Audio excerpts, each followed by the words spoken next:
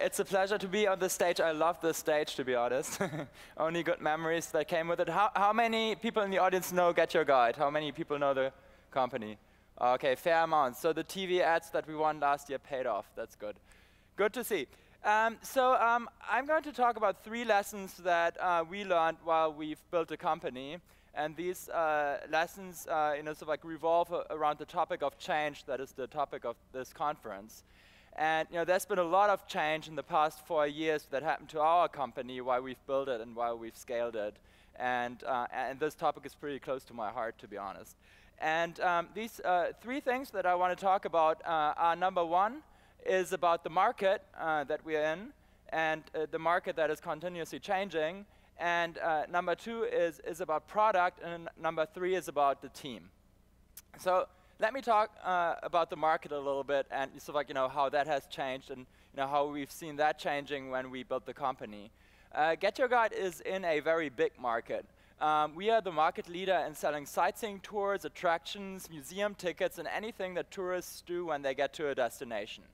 And we've been measuring it, and travel intelligence research agencies have also been analyzing the market, and it's roughly a $100 billion market globally a year. So tourists around the world spend $100 billion every year buying sightseeing tour tickets, buying tickets to the Madame Tussauds here, the Shard, the Thames River Cruise, and other great attractions in a lot of capitals and a lot of cities all over the world. However, being in such a big market, what we also realized very quickly is that there are a lot of big barriers in this market to actually really make it function and to make it work. And a lot of these barriers, when we started, were very high, but as we've been building into the market, these barriers actually changed. The first one is probably the most dramatic, discovery. If you think about your vacation, how do you actually find all the great things that you do on vacation? It's actually a pretty difficult task. A lot of people go to the hotel concierge, go to hotel reception desks, they might ask friends, might want to go to TripAdvisor, or to GetYourGuide if you happen to know us already to research, but there are just so many ways. And the discovery problem for finding great things to do hasn't been solved. It has certainly not been solved by any of the big online travel agencies out there, but also hasn't been solved so far by any of the vertical sites.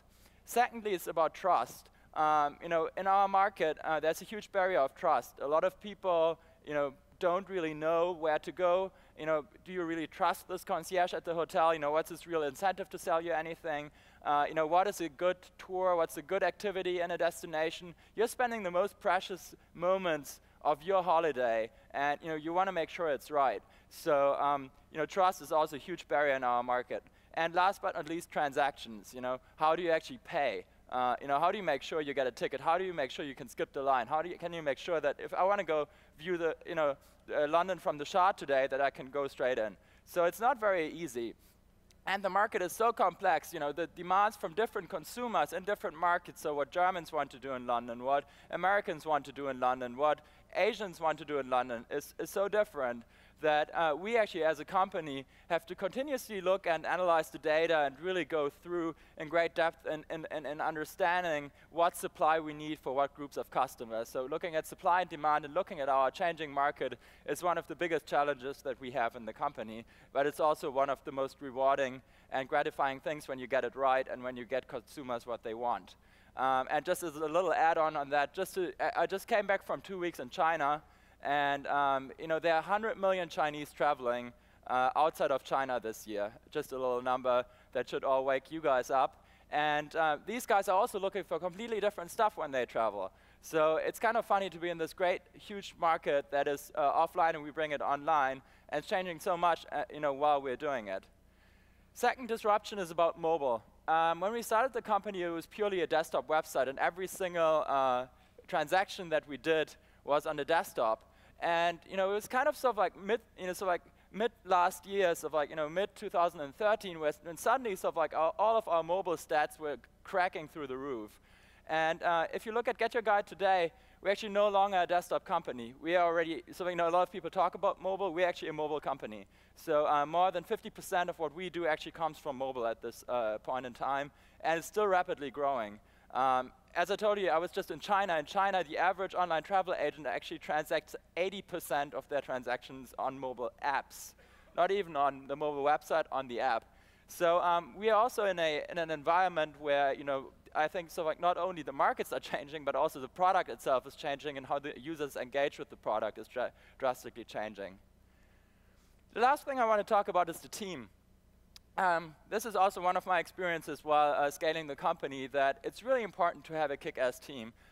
If you don't have the very best team on the problem, it's very hard to actually manage all these challenges about the markets, the consumers, the supply, the demand, the technical product that I've just been talking about.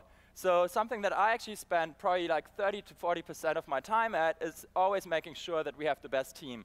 And a lot of startup companies talk about the team like a family. I don't talk about the team like a family. I see it, I always take the football analogy. I always say my team has to be like Bayern Munich. Every season, it has to be the best team for the competition. And that's how we see it. We have a very big meritocracy at the company. We have a lot of frameworks to bring new people in and to make people at the company grow. But my experience has also been at startups that change is not only in the markets, and it's not only in your product, but it's also in your team. And that is a good thing. So very hungry people. We don't sleep a lot, but we make sure that our consumers get what they want. Last but not least, I think something that is really important to know is that when you build a big company over a longer period of time, you have to be aware that it's a marathon. And you have to be extremely stress resilient. And you have to make sure that the culture and the company's habits and the way how people work and the way how people celebrate success and the way how people share success is absolutely linked to your mission and is absolutely linked to what you want to achieve. So with that, I want to leave you. I highly encourage you to try out the product and also improve your vacation experience. I hope that my little insight and change and growth today, which is something that really comes from my experience of building the company over the past couple of years, could help you. And I'm happy to take on any questions if you have so later on. Thank you very much.